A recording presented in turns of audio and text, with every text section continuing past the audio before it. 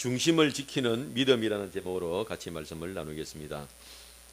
중심을 지키는 믿음이라는 것은 내가 믿음을 가지고 있다가 별일이 없으면 계속 믿음을 가지고 있어요. 그런데 옆에서 나를 밀려나간다는 거예요. 옆에서 누가 나를 미느냐? 돈이 밀기도 하고 목숨의 위험이 밀기도 하고 쾌락이 밀기도 하고 이 여러 가지가 나를 밀고 당기면 그 중심을 못 지키고 끌려가 버린다 또는 밀려난다. 오늘 우리는 그런 상황 가운데서도 믿음을 지켜야 된다 하는 제목으로 같이 말씀을 나누겠습니다. 믿음은 우리 사회생활과 아주 밀접한 관계가 있어요. 나무도 바람이 불면 휘청거리고 더 불면 나무가 부러져 버리고 심한 경우는 뿌리가 뽑히듯이 우리도 우리 사회에 어떤 바람이 불면 내 믿음도 같이 영향을 받는다는 것입니다. 이 사회와의 관계된 것은 구약 말씀에도 나오고 신약 말씀에도 나오는데 하나님께서 예레미야 선지자를 통해서 말씀하신 것은 29장 7절 너희는 내가 사로잡혀 가게 한 그 성읍에 평안을 구하고 그를 위하여 여호와께 기도하라. 이는 그 성읍이 평안함으로 너희도 평안할 것임이라. 그래서 우리로 치면 일본 식민지가 되었는데 그 일본이 평안하도록 기도하라 이런 말이에요. 왜? 그 나라가 평안해야 너희도 평안하다. 바벨론으로 포로로 잡혀가면 원수의 나라로 갔는데 그 나라를 위해서 기도하라는 거예요. 왜? 그 나라가 너희가 지금 거기서 붙잡혀가서 살고 있는데 그 나라가 시끄러우면 너희도 시끄럽다 인생이. 그래서 평안한 삶을 위해서 기도하라는. 오늘 우리도 대한민국을 위해서 기도해야 될 이유 중에 하나가 뭐냐면 나라가 너무 시끄러우면 성도의 신앙생활도 힘들어진다는 것입니다. 디모데전서 2장 1절에서 2절에 보면 그러므로 내가 첫째로 권하노니 모든 사람을 위하여 간구와 기도와 도고와 감사를 하되 임금들과 높은 지위에 있는 모든 사람을 위하여 하라. 이는 우리가 모든 경건과 단정한 중에 고요하고 평안한 생활을 하려 함이라. 바울이 디모데전서를 쓸 때 좀 되면 상당히 시간이 많이 지났고 좀 밖에도 슬슬 오려고 하고 하는 그런 아주 위험한 순간입니다. 그리고 유대인들은 로마의 식민지라 해가지고 반항하고 데모하고 하는 그런 시대입니다. 그런데 그 나라를 위해서 그 나라의 지도자들을 위해서 기도하라는 것입니다. 이유는 우리가 모든 경건과 단정한 중에 고요하고 평안한 생활을 하려고 믿음을 유지하고 지키는 데 있어서는 유리하다는 것입니다. 우리 사회가 어렵고 극단적이고 심한 경우는 순교를 당해야 되고 추방을 당해야 되고 그런 시대가 있었지요. 그렇게 되면 또 그때 우리가 믿음을 지키고 더 다듬어지고 하는 그런 유리한 부분도 있지만 전체적으로 볼 때는 사회가 평안하고 안정될 때가 믿음에 유리한 부분이 많다는 거예요. 극단적으로 어렵고 힘든 것보다는 그래도 평안하고 안정할 때 신앙을 유지하기가 좋기 때문에 그렇게 기도하라는 것입니다. 오늘 이 이사야의 이 본문의 내용이 바로 이런 내용인데 시대가 어려우면 어떤 일들이 일어나는가 보는 거예요. 평안할 때가 아니고 시대가 어려우면 사람들이 어떻게 변화되고 바뀌어 나가는가를 우리가 볼 수 있습니다. 이 이사야가 예언서를 기록을 할 때 본인이 시대를 적어놨습니다. 1절에 보면 유다 왕 우시야와 요담과 아하스와 히스기야 시대에 이랬어요. 그러니까 네 왕의 시대를 걸쳤는데 이때의 네 왕의 시대가 어떤 특징이 있냐면 우시야와 요담 때는 평화로운 시대입니다. 그런데 아하스와 히스기야로 넘어가면서 그 북쪽에 있는 아수르라는 나라가 아주 강성하면서 쳐내려왔어요. 쳐내려와가지고 북쪽 이스라엘은 멸망을 해버리고 남쪽 유다도 침략을 당하고 포위 공격을 당하고 하는 그런 아주 곤란한 그런 것을 겪은 그런 시대다 이 말입니다. 그러니까 평안할 때 하고 그 다음에 나라가 위기와 어려움이 있을 때 하고를 이제 두 가지를 이야기를 하는 것입니다. 그에 따라 사람들의 믿음도 요동치게 됩니다. 자, 오죽했으면, 자, 2절에 보면 하나님께서 이제 말씀하시는 거예요. 계시라 그랬으니까 하늘이여 들으라 땅이여 귀를 기울이라. 여호와께서 말씀하시기를 내가 자식을 양육하거늘 하였거늘 그들이 나를 거역하는도다. 하늘이여 들으라 땅이여 귀를 기울이라. 이 말은 뭐냐면 이게 복잡하고 어려운 내용이 아니라는 거예요. 누구나 들으면 알 수 있는 내용이에요. 누구나 상식적으로. 우리도 내가 누가 나를 오해하고 억울한 일을 당하면 하늘이 알고 땅이 한다 그런 말 하잖아요. 누구나 상식적으로 생각하고 누구나 생각해도 다 알 수 있는 그런 내용이다 아마. 그런데 지금 그렇게 안 되고 있으니 가슴이 터진다는 거예요. 내가 자식을 양육했는데 그들이 나를 거역한다는 거예요. 그러면서 비유를 들었어요. 누구하고 비유를 들었냐? 우리가 흔히 하는 말로 소새끼한테 비유는. 우리 사람이 사람 같지 않으면은 갖다 붙이는 게 뭡니까? 이 소새끼야. 그 다음에 또 더하면 이 개 뭐 이렇게 갖다 붙이는 거예요. 왜? 사람이 네가 사람 같지도 않다. 그러면 이제 그 짐승한테 갖다 붙이는 거예요. 그러니 그 짐승도 봐라. 소도 임자를 알고 나귀도 그 주인의 구유를 안다. 짐승도 키워주면 그 키워준 주인을 알아가지고 알고 어리를 지키고 심한 경우는 주인이 어디 다른 데 가버리고 없어도 그 자리를 지키고 있는 것이 그게 짐승인데 너는 짐승도 먹이를 주면 주인을 아는데 내가 너희를 양육을 했다. 먹이만 주는 것이 아니고 먹이고 입히고 치우고 다 해주고 보호해 줬는데도 나를 모르고 거역한다는 거예요. 얼마나 하나님이 속이 터지는지 이런 말씀을 하시는 거예요. 우리가 죄라는 것은 사회에서는 죄에 대해서 심각하게 생각하지 않습니다. 죄라고 해도 나에게 덕이 되고 이익이 된다면 그게 그렇게 문제가 안 돼요. 얼마나 많은 사람들이 거기에 같이 동참하고 있는지 모릅니다. 그러나 성경은 죄에 대해서 정확하게 이야기하고 그 죄에 대해서는 너도 나도 구분이 없어요. 예수님을 잘 믿는 사람이더라고. 그 니는 잘 믿으니까 봐줄게. 너는 안 믿으니까 너는 너 더 심하게 받아. 이런 거 아니에요. 똑같이 누구에게나 적용이 되는 것이 죄입니다. 그런데 이 죄는 누구에게만 해당되냐면 짐승들은 해당이 안 돼요. 여러분 짐승도요. 제가 볼 땐 죄를 지어요. 죄를 짓는다고. 내가 한번 내 개는 안 키우고 고양이는 안 키우고 있는데 한 번에 어디 일을 하러 갔는데 주인은 가고 빈집에 개만 있는 거예요. 뭐 쬐그만 개인데 그래가지고 이제 얘를 이제 방에서 집어넣어 내가 일을 하는데 안 들어가는 거야. 들어가라고 해도 그것도 뭐 강제로 붙잡을 수도 없고 뭐 처음에 좀 짖더만은 이 분위기를 보니까 안 되겠지. 자기도 이게 지스가 될 문제가 아니다 싶은가 봐. 가만히 있더라고. 가지고 내가 좀 약간 이렇게 몰아도 막 도망을 가고 하는데 얘가 그래도 이제 훈련이 돼가지고 아무 때나 방 안에서도 똥을 안 싸고 이런 배변판이라고 있어요. 그 위에 똥을 싸는 거예요.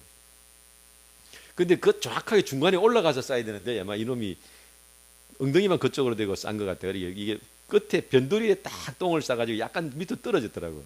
그래서 내가 가르치면서 야 이놈아 똥을 싸려면 똑바로 싸야지 하고 막무를 했거든요. 이걸로 느낌이 그전까지는 나를 경계하고 나를 뭐 어떻게 하고 막 이렇게 하다가 내가 막 혼을 느끼니까 갑자기 기가 확 꺾이더라고. 그 다음부터 고분고분해지고 조용조용해지더라고. 내가 야 얘들도 뭘 지 잘못한 걸 아는구나. 눈치가 빠르고 죄를 우리가 이것이 죄라고 굳이 말하려면 죄가 될 수도 있는 부분도 있어요. 그런데 왜 짐승들에게는 우리가 봐서 죄라고 심지어는 새끼를 잡아먹고 하는 그런 일에 대해서도 왜 죄라고 안 붙이느냐. 누구도 내가 그 짐승을 키우면서 그 짐승이 나를 책임져 줄 거라고는 생각을 안 하는 거예요. 그러니까 중요한 단어는 뭐냐면 책임이다. 책임. 내가 강아지를 키우면서 그 강아지가 내 인생을 책임질 거야. 소가 이 짐을 싣고 가면서 이 소가 자기가 책임을 지고 이 짐을 잘 싣고 가가지고 끝까지 가서 배달을 해줄 거야. 우리는 그런 기대 안 합니다. 말귀를 알아듣고 어느 정도만 가주면 만족하는 거지 얘가 모든 걸 책임진다고 우리는 생각하지 않는 거예요. 그러니까 죄라고 따지질 않는 거예요. 그 증거가 어딨냐면은 AI한테 있어요. AI. 요즘 뭐 오만 것 다 물어보고 알려주면 AI가 다 가르쳐 주잖아요. 그러니까 뭐 짐승이 머리가 나빠서 생각이 짧아가지고 뭐 우리 생각이 짧으면은 소만도 못하다 그러는데 생각이 짧고 머리가 짧아서 지능이 떨어져서 걔한테 책임을 안 묻는 게 아니에요. AI가 얼마나 똑똑합니까? 나보다 더 많이 알아요. 그런데 우리가 그 AI한테 뭘 해가지고 얘가 뭐 잘못 가르쳐주고 거짓말도 한단 말이에요. 그런데 그래서 그걸 죄라고 안 하는 이유가 뭐겠습니까? 우리가 AI한테 뭘 물어도 그 AI에게 내 인생을 걸지는 않거든. 그냥 궁금해서 알려주는 것 정도인 거지 모든 책임은 자기가 져야 되는 거예요. 그러니까 우리가 죄라고 말을 할 때는 뭘 기준으로 말을 하냐면 책임이에요. 책임. 하나님께서 소에게도 능력을 주시고 개에게도 능력을 주시고 사람에게도 능력을 주셨어요. 다 각자 능력이 있습니다. 사람의 힘으로 못하는 것 소는 끌고 갈 수 있습니다. 사람의 냄새를 못 맡는 것 개는 냄새를 맡을 수가 있어요. 각자에게 하나님이 능력을 주셨습니다. 그런데 그 능력을 가지고 각자 살아가면 되는데 하나님께서 사람에게는 특별히 이스라엘 백성들에게는 뭘 주시냐면은 책임을 주셨다 이 말이에요. 책임. 그럼 그 책임을 언제 주셨느냐? 언제? 하나님께서 아담에게도 네가 선악과 나무 열매를 따먹지 말라라는 책임을 주셨던 것처럼 이스라엘 백성들은 이집트 종살이 하던 데서 데리고 나와가지고 호렙산에서 내하고 약속을 하자. 너는 나를 섬기고 내 계명을 지켜라. 그러면 나는 너희들을 보호하고 인도하겠다 하고 서로 약속을 한 그게 책임이에요. 세상의 많은 민족들 가운데 이스라엘 백성들은 하나님과 우리가 책임을 지겠습니다 하고 약속을 했기 때문에 그게 죄가 성립이 되는 거예요. 일반 사람들 그 당시 뭐 조선시대 사람, 삼국시대 사람들 이런 사람들은 하나님 주신 양심을 따라서 가지만 이스라엘 백성들은 하나님과 약속을 하고 책임을 지고 했기 때문에 하나님의 율법에 대한 죄벌을 받는 거예요. 다릅니다 우리하고. 그 오늘날도 마찬가지예요. 오늘날도 죄에서 벗어난 사람들의 공통점이 있습니다. 그것이 뭐냐면 책임을 안 진다는 거예요. 책임을 안 져요. 우리가 뭐 얼마 전에 있었던 일이지만은 이명박 대통령 때 무슨 광우병이니 해가지고 온 대한민국이 난리가 났었죠. 근데 그 이후에 그 거짓말에 대해서 누가 책임집니까? 아무도 책임지지 않아요. 아무도 책임지지 않아요. 근데 지금 또 우리 백신 때 우리는 백신 받을 때 이건 분명히 정상적인 이게 사회생활이 아니다. 이건 뭔가 이거 조직이 있고 뭐 이상한 일이기 때문에 우리는 백신 맞으면 안 된다 하고 이야기했는데 지금 보니까 그 곰팡이 백신을 그냥 사람들이 다 맞춰놓은 거예요. 사람 죽이는 거죠 그거는. 근데 지금 책임집니까? 안 져요. 그러니까 죄라는 것은 책임을 안 져버리면 죄가 성립이 안 되는 거예요. 그래서 하나님께서 이스라엘 백성들을 향해서 너희가 너희 마음대로 살지 말고 나와 약속한 것을 기억을 하고 그렇게 살아라고 말씀을 하시고 그렇게 살도록 너희가 내 약속을 지키고 그 예배를 드릴 수 있도록 경건과 평안과 부요와 안정을 하나님께서 이스라엘에게 주신 거예요. 그런데 그 주신 것을 가지고 무엇을 하느냐? 그걸 가지고 타락을 하고 그걸 가지고 자기 개인 이익만 챙기고 자기 개인의 삶만 살고 있는 겁니다. 그러니까 내가 자식을 양육하였거늘 그들이 나를 거역하는도다. 이 말씀은 바로 이 말씀이에요.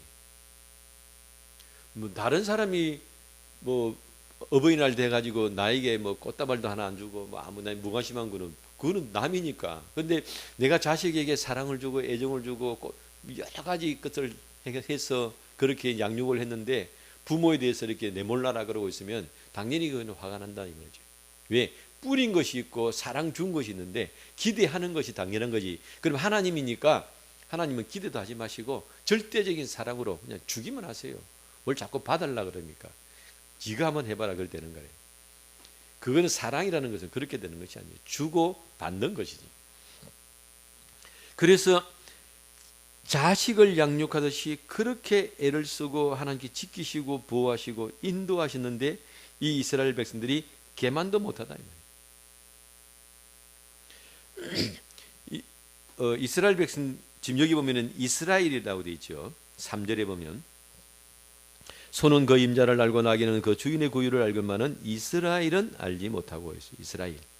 1절에 보면 유다 왕 우시야와 요담과 아하스와 히스기야 시대에 아모스의 아들 이사야가 유다와 예루살렘에 관하여 본 계시라 그랬어요. 유다와 이스라엘은 다릅니다.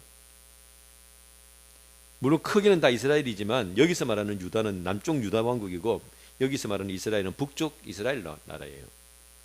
지금 하나님께서 하늘이여 들으라 땅이여 귀를 기울여라 이 배은만덕한 자식들아 하는 것은 누구를 향해서 말하는 거냐면 이스라엘을 향해서 말하는 거예요. 그럼 이스라엘 사람들은 어떤 사람들이냐? 지금도 우리가 정말 세계에 많은 나라가 있고 많은 민족들이 있지만 정말로 민폐를 넘어가지고 모든 사람에게 고통을 주는 나라는 중국입니다. 중국 사람들이 왜 이렇게 됐느냐? 그 원인은 하나죠. 공산당이 들어갔어요. 공산주의 사상이 들어가가지고 그럼 공산당이라 다 그렇게 하느냐? 많은 공산주의 나라들이 그렇게 하는데 그 중에서 특별히 심한 거죠. 그것처럼 이 이스라엘 나라도 그런 출발선이 있어요. 그 출발선이 뭐냐면 솔로몬 이스라엘이 가장 부강한 솔로몬 때 이제 솔로몬이 타락을 해서 하나님이 그 나라를 쪼개버립니다. 반반 쪼갠 것이 아니고 거의 남쪽 유다만 살려놓을 정도로 떼놓고 나머지는 10지파를 다 보내버렸어요. 그러니까 이스라엘이라는 이름을 10지파가 가져가 버렸어요. 여로보암이라는 사람을 세워가지고 왕을 세워줬어요. 네가 그래도 반항도 하고 니 잘났다 그러니까 한번 해봐라 그러면서 그 여로보암에게 왕권을 주고 이스라엘 나라를 떼가 줬습니다. 근데 이 사람이 가만히 보니까 나라는 이제 자기가 통치를 하게 되는데 문제는 이 일반 백성들의 믿음이 신앙이 전부 예루살렘 성전을 중심으로 짜져 있는 거예요. 그러니까 3대 절기가 되면 다 예루살렘으로 순례를 가야 돼요. 그 남북 철조망을 쳐놓고 분단을 해놨는데 내 백성이 자꾸 그 나라로 가면 나중에는 다 마음이 걸로 가면 내가 오히려 쫓겨날 판이다. 그래서 이 사람이 어떻게 하냐면 못 가게 막아버렸어요. 못 가게 막아버리고 이스라엘 땅에 아주 그 신앙적으로 유서가 깊은 땅에다가 베델 하고 또 한 곳에다가 우상단지를 만들어 놓고 송아지를 만들어 놓고 이게 하나님이야. 너희들 가서 예루살렘에 갈 필요 없다. 하나님이 나에게 이 땅을 나를 주시면서 세웠기 때문에 여기서 예배드리라 하면서 우상단지를 만들어 놓고 여기서 예배를 드리라는 거예요. 자, 그런데 그때 이스라엘의 많은 사람들이 아무도 거기에 대해서 반항하지 않고 항거하지 않고 그냥 다 따라가는 거예요. 지도자 한 사람이 잘못 서면 얼마나 이게 무서운가를 돌아보고 또 일반 사람들은 얼마나 편하게 가는지를 돌아볼 필요가 있어요. 그래서 그 우상단지를 만들어 놓고 여기가 하나님이니까 여기서 제사 지내요. 멀리까지 갈 필요 뭐가 있냐 하니까 자기들도 좋잖아요. 예루살렘까지 가려면 괜히 남은 나라 가야 되고 눈치 봐야 되고 또 자기들 나라 재정도 다 남쪽으로 뺏기게 되고 돈도 뺏기니까 또 멀리 가야 되고 그 어떤 여행에 힘들다고 했는데 가까이 그냥 있다 그러니까 요 하나님 계신다 그러니까 여기서 예배 드리면 되지. 내가 진심으로 드리면 되지. 그러면서 백성들도 거기에 화답을 하는 거예요. 그러니까 많은 사람들이 진리와 어떤 바른 것에 대해서 이것을 생각하고 이건 아니야라고 하는 사람들이 소수의 무리가 있었어요. 그런 사람들은 다 남쪽으로 피난을 와버렸어요. 우리 옛날 남북 6.25 끝나고 난 다음에 6.25 전에부터 해가지고 남북 분단될 때 북쪽 사람들이 많이 남쪽으로 왔지요. 그것처럼 신앙을 찾아서 믿음을 찾아서 이스라엘을 떠나가지고 본토 친척 아비 집을 재산을 버리고 남쪽으로 피난 온 사람들도 많이 있었습니다.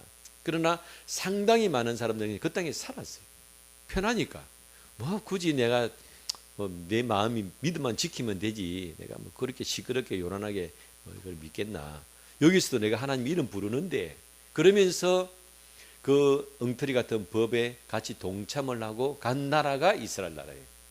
그러니까 첫 단추부터 그 마음이 하나님 중심의 마음, 내가 좀 손해를 보더라도 피해를 보더라도 어렵더라도 다투더라도 내가 믿음으로 가야겠다 이런 마음을 갖는 것이 아니고 아이고 막 시끄럽다 조용히 살자 내가 괜히 뭐 내 잘났나 그냥 같이 세월 흘러가는 대로 같이 가면 되지 여기도 교회라 그러니까 내가 여기서 마음 지키고 믿음 지키면 되지 이렇게 해서 합의하고 그냥 사는 나라가 이스라엘 나라였어요. 그러니까 그 어려운 나라니까 그만큼 강력한 엘리야 선지자라든지 엘리사 선지자를 하나님 보내셔가지고 계속해서 그들을 가르치지만 그러나 근본 마음 자세가 하나님 중심이 아니기 때문에 결국은 서서히 타락을 하는 거예요. 자, 4절 보겠습니다.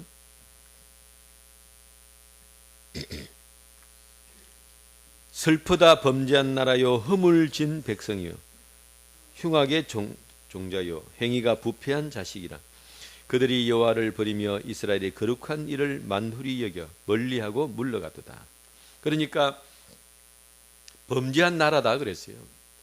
처음에는 그래도 하나님 신앙을 지키고 있다가 여호와 하나님에 대한 신앙을 지키고 있다가 이제 점점점 그 중심이 멀어지고 편하게 예수를 믿으려니 예루살렘까지 안 가고 베델에서 예배드리고 그렇게 이제 하니까 믿음이 점점 다운되는 거예요. 그러면서 사회 풍토가 점점 이제 악해지는 겁니다. 그러다가 또 어떤 일이 벌어졌냐면 그 아합이라는 왕이 결혼을 했는데 이세벨이라는 여자를 데려왔어요. 이세벨이 누구냐면 그 이웃나라 이스라엘의 북쪽에 있는 이웃나라 두로의 왕의 딸인데 공주인데 그때 그 왕은 왕이기도 하지만 제사장이기도 합니다. 바알 신을 섬기는 제사장이 그 딸이에요. 완전 오리지널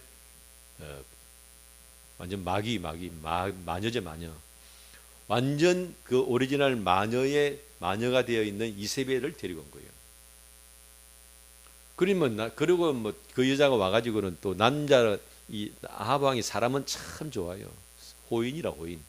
그러니까 이 여자가 지고 흔들어 본 남자를 지고 흔들어 가지고 자기가 정치를 다 하고 하나님의 종들을 핍박을 하고 바알 성전을 세우고 바알 제사장을 세우고 나라가 갑자기 쑥대밭이 되는 거예요. 그러니까 무너지기 시작하니까 이렇게 무너지는데 권세를 잡고 미니까 백성들이 막 데모를 해가지고 여호와의 신앙을 지켜야 된다 이렇게 되는 게 아닙니다. 백성들이 뭔 힘이 있어요? 아까도 올라오다 보니까 뭐 플랜카드에 붙여놨던데 뭐 국회의원 누가 써놨더라고요. 이렇게 하면 백성이 두렵지 않습니까? 그 플랜카드에 써놨더라고요. 백성이 안 두려우니까 이 짓을 하는 거지. 백성이 뭐니? 그러니까 이세벨 여자가 뭐 오만 짓을 다 하는 거예요. 근데 백성들이 뭐 우리가 믿음으로 살아야 되겠다 이렇게 안 한다 이 말이에요. 거꾸로는 할 수 있어요. 올바른 사람이 하고 있는데 불의한 사람들이 데모를 하는 거는 하지만 불의한 사람들이 뭘 하는데 올바른 사람들이 일어나겠다는 건 쉽지가 않습니다. 물론 나라 곳곳에서 그런 일이 가끔가다 벌어지긴 하지만 전체적으로 보면은 그렇지가 않아요. 그러면서 나라가 완전히 엉망이 되고 그리고 하나님께서 이제 보니까 이런 거예요. 자, 너희가 나를 섬기고 나의 백성으로서 살도록 내가 너희에게 은혜를 주고 복을 주고 평안하게 하겠다. 그리고는 주었는데 이 사람들이 하나님께 받은 복을 가지고 하나님은 그들도 보지도 않고 우상 앞에 가서 비는 거예요. 하나님께서 하도 답답해가지고 호세아 선지자한테 야, 니 결혼 좀 해봐라. 누구요? 저 여자하고 결혼해라. 하나님 즉 창녀 아닙니까? 해라. 그래서 결혼을 했어요. 결혼을 했는데 이 여자한테 먹여주고 사위를 주고 뭐 또 살림하라고 이렇게 돈도 주니까 이 여자가 세상에 그거 들고 와가지고 다른 남자한테 가죠. 진짜 창녀는 화대를 받는데 이 쥐돈을 들고 가가지고 그 남자한테 주고 몸을 바치는 거예요. 저 여자가 바치는 건 누가 준 거냐? 제가 벌어져 준 거죠. 이스라엘이 지금 이렇다. 내가 복을 주고 내가 은혜를 주고 내가 사랑을 주고 내가 이렇게 양육을 하는데 그 은혜를 준 나는 쳐다보지도 않고 세상에 가서 저기 가서 지금 저 짓을 하고 있다. 그 말씀이에요. 얼마나 하나님이 속이 참 뒤집어지겠습니까? 5절 너희가 어찌하여 매를 더 맞으려고 폐역을 거듭하느냐 온 머리는 병들었고 온 마음은 피곤하였으며 발바닥에서 머리까지 성한 곳이 없이 상한 것과 터진 것과 새로 맞은 흔적뿐이거늘 그것을 짜며 싸매며 기름으로 부드럽게 함을 받지 못하였도다. 이 무슨 말씀이냐면 자 그렇게 여자가 바람 피우고 자꾸 딴짓하면 어느 남자가 가만히 있겠습니까? 그러면 몽둥이를 들고 나가지 못하고 혼을 내고 했겠죠. 그러니까 하나님께서도 이스라엘 백성들이 자꾸 그러니까 이웃 나라를 데려와 가지고 쳤다 이 말이에요. 그 나라를 치고 어려우면 내가 왜 맞느냐? 우리는 하나님 백성인데 왜 이런 일을 당하냐고 돌이켜서 회개를 해야 되는데 그게 안 된다. 여러분 회개하는 것이 얼마나 어려운 일인지 모릅니다. 많은 사람들이 내가 고난을 당하고 어려움을 당하고 힘든 일을 당할 때 거기서 내가 잘못 가고 있구나 하고 가던 길을 멈추고 회개하는 사람이 몇 명이나 되겠습니까? 안 된다는 거예요. 얼마나 심하냐? 그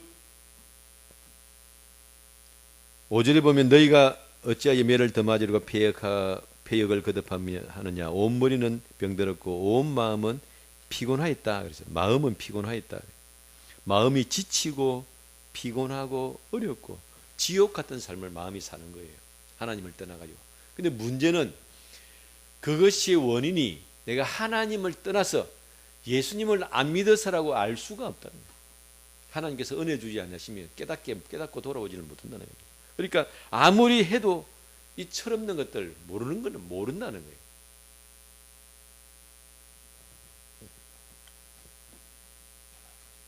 자, 그래야 어찌 되느냐? 결국은 7절 너희의 땅은 황폐하였고 너희의 성읍들은 불에 탔고 너희의 토지는 너희의 목전에서 이방인에게 삼켜졌으며 이방인에게 파괴됨 같이 황폐하였고 딸 시온은 포도원의 망대같이 참외밭의 원두원막같이 애워싸인 성읍같이 겨우 남았도다. 그랬어요. 자, 이것을 우리가 잘 다뤄봐야 되는데요. 이스라엘은 결국 하나님께서 지워버렸어요. 왜냐하면 그에는 이스라엘은 약속이 있지 않았거든요. 기회를 한번 너희가 줘볼 테니까 너희가 잘하면 좋다. 그러면서 떼버렸어요.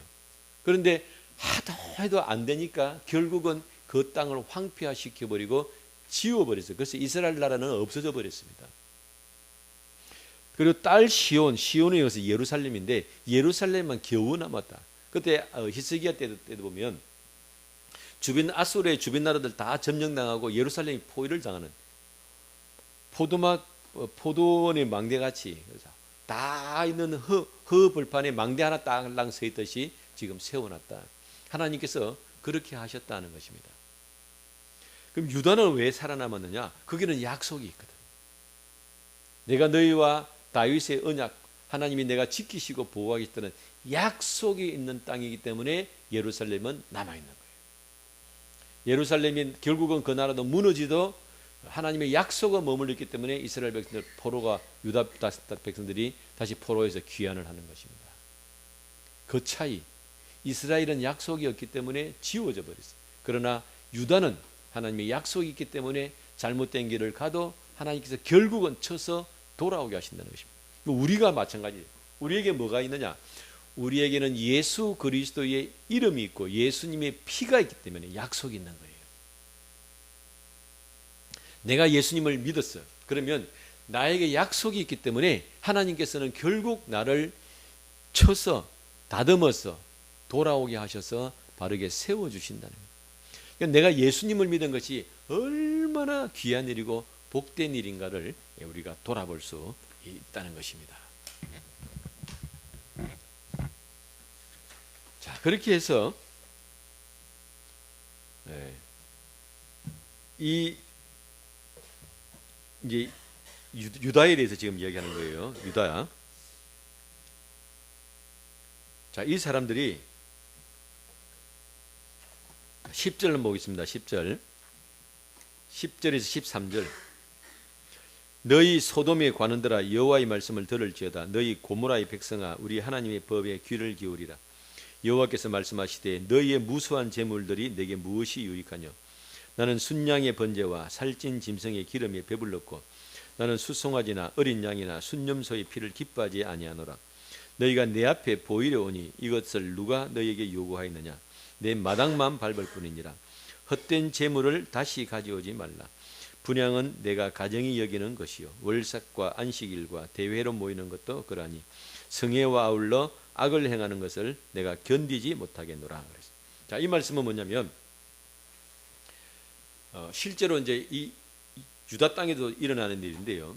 제가 처음에 우리 도입 부분에 사회 현상과 믿음이 밀접한 관계가 있다 그랬잖아요. 그러니까 다윗 시대에 솔로몬 시대에 나라가 평안하고 좋을 때 우시야 때 이럴 때도 나라가 평안하고 좋을 때는 사람들이 다 믿음을 잘 지킵니다. 잘 지키는데 이제 그 나라가 어려워지고 아수르가 쳐들어와 가지고 조공을 요구하는 조공을. 히스기야 때 또 아수르가 쳐들어와 가지고 조공을 요구하니까 예 알겠습니다. 우리가 뭐 얼른 갖다 바칠게요 하면서 막 세금을 거두기 시작한 거예요.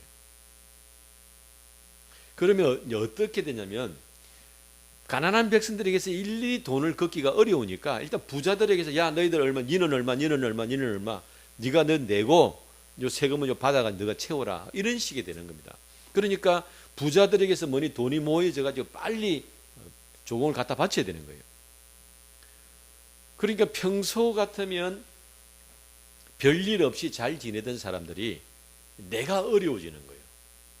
내가 어려워지니까 어떻게 되느냐? 나보다 더 힘없는 사람을 쪼게 되는 거예요. 지금 이게 우리 대한민국에서도 똑같이 일어나고 있는 일입니다. 나라가 좋을 때는 아무 문제 없어요. 다 천사야, 천사. 다 호인이고. 그런데 어려워지면 내가 어려워지면 내 손해를 채워야 될 거 아니에요. 내가 본 피해를 채워야 될 거 아니에요. 그걸 누구에게서? 나보다 더 약한 사람, 힘없는 사람에게서 그걸 채우는 거예요. 그래서 내 손해를 보정하는 겁니다. 자, 그러면서 또 복은 하나님이 주시는 줄 아니까, 약속이 있는 줄 아니까 예배드리러 가는 거예요. 또 그러니까 거짓을 하고 본인은 또 예배드리러 가요. 왜? 그러면서 뭐라냐면 하나님이 나를 지키시고 보호하시고 내게 힘을 주시고 능력을 주셔서 내가 이렇게 부유하고 내가 하나님 은혜 가운데 거한다. 다 합부발을 시키는 거예요. 그래서 하나님께 제물을 드리고 예배를 하고 성회를 드린다 이 말이에요. 하나님께서 뭐라 말씀하셨습니까? 내가 견디지 못한다. 너희들의 그런 모습을 내가 정말 견디지를 못하겠다. 무엇을? 성회와 아울러 악을 행하는 것이에요. 성회와 아울러 악을 행하는 것. 무슨 악을 행했는가?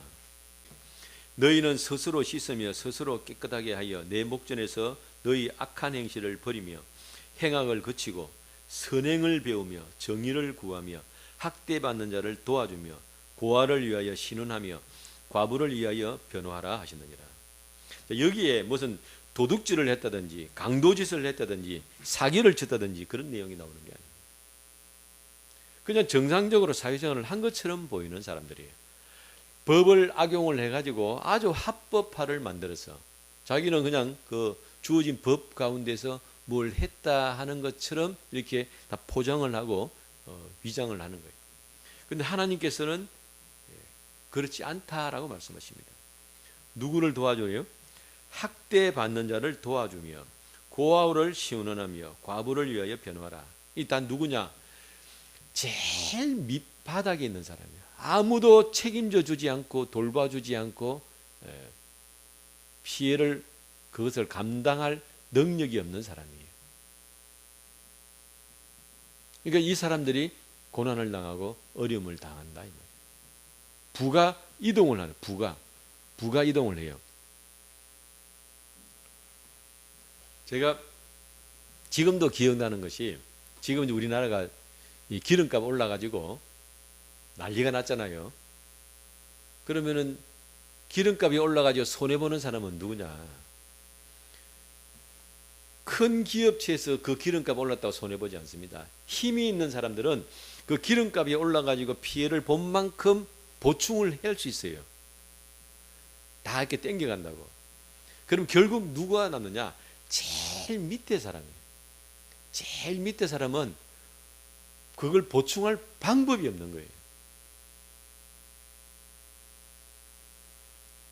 제가 옛날에 지금도 생각나는 것이 멀쩡하던 그 물가가 명절 되면 와 그렇게 오릅니까? 그러면은 명절 때 물가가 오르잖아요. 그러면 이제 그 물가가 올랐으니까는 그 시장에 파는 사람들은 그날 대목이다 그래가지고 돈을 벌 거 아니에요. 옳다 그러다를 말하는 게 아닙니다. 근데 내가 이제 나도 돈을 많이 버는 사람이야 평소에. 나도 돈을 많이 벌 여유가 있어요. 그러면 이거 뭐 명절 때 조금 뭐 그래 비싸다 사면 나 또 다른데 돈을 버니까 그러면 명절 때 물가가 올라도 내가 돈을 벌고 수입을 평소에 많으니까 그게 감당이 되는 거예요. 그런데 그날 하루 벌어서 하루 꺼이꺼이 살고 있는데 꺼이꺼이 마차가지고 이렇게 살고 있는데 물가가 팍 올라버리면 그게 살을 찢고 뼈를 깎는 것 같이 그를 아픈 거예요. 누가? 그날 하루 벌어서 하루 먹는 사람들은. 사회 구조가 이렇단 말이에요.